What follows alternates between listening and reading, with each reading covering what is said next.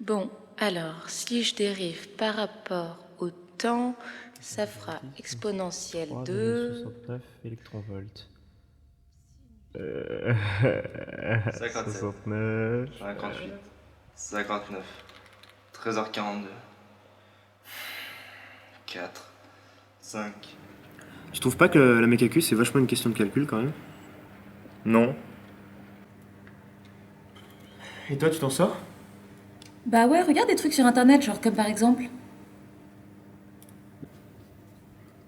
Comme par exemple quoi? Bah comme par exemple.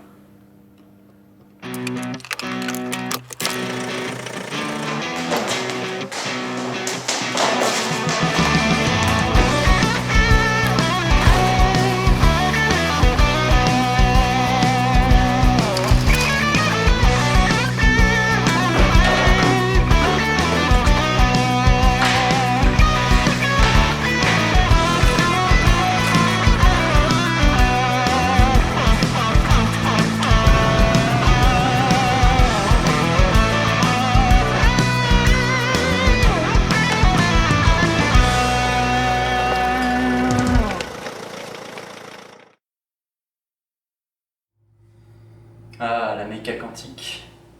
Et puis d'abord, pourquoi quantique? Ça vient du latin quantum, qui signifie combien. Et elle s'explique simplement par un schéma que va nous expliquer Jimmy. Regarde Bobby, Ouais. là on a une onde stationnaire, alors qu'ici c'est pas une onde stationnaire. Ouais, et c'est quoi une onde stationnaire comme tu dis là? Très simple, très simple. Regarde, tu vois l'électron quand il tourne autour de l'atome, à la fréquence qu'il a, Ouais. il a toujours le même chemin dans le cas de l'onde stationnaire. Alors que pour la non stationnaire, ici, tu vois que le chemin c'est pas le même. C'est ça qui fait la différence. Ah, ok, mais... Ouais, mais qu'est-ce que ça peut faire que ce soit stationnaire ton onde là? Francis, ouais c'est vrai, qu'est-ce qu'on en a à foutre? C'est très simple. Si l'onde de l'électron est stationnaire, alors l'orbite de cet électron est également stationnaire, ce qui implique la stabilité de l'atome. C'est pourquoi les électrons ne peuvent vibrer que selon une onde stationnaire. Ouais, donc si j'ai bien compris ton histoire de quantum... Non, j'ai pas compris, tu peux l'expliquer? Bah regarde, c'est très simple. Quand je parlais de même chemin tout à l'heure, Ouais. il faut que le périmètre de l'orbite de l'électron autour de l'atome soit un multiple de la longueur d'onde Ah, de la genre... vibration.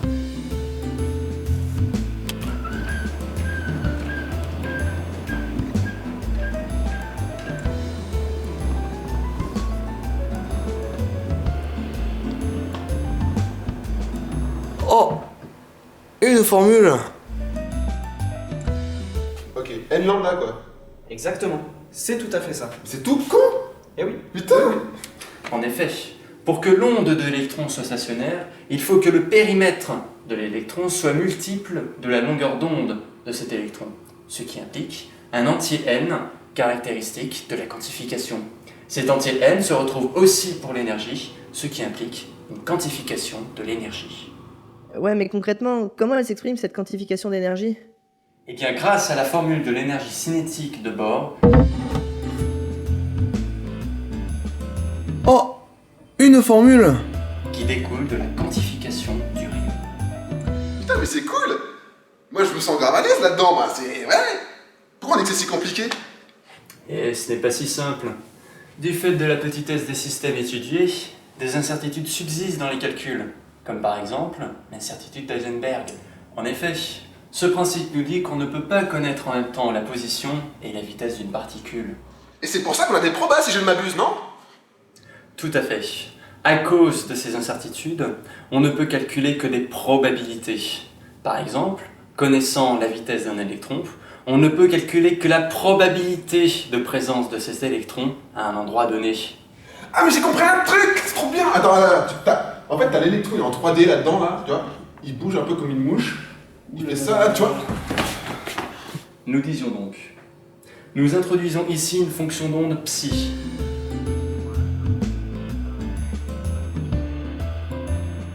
Oh, une formule. Cette fonction d'onde caractérise la manière dont l'électron gravite autour du noyau, et on la calcule grâce à l'équation de Schrödinger.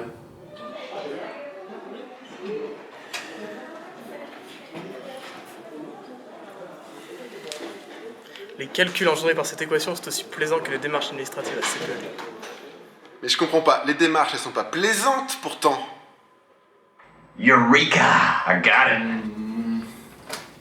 Non, pas encore, non, non, trop compliqué, non, ça me fait chier, non, trop quoi, non, ah, on arrive à du plus compliqué maintenant. Ah,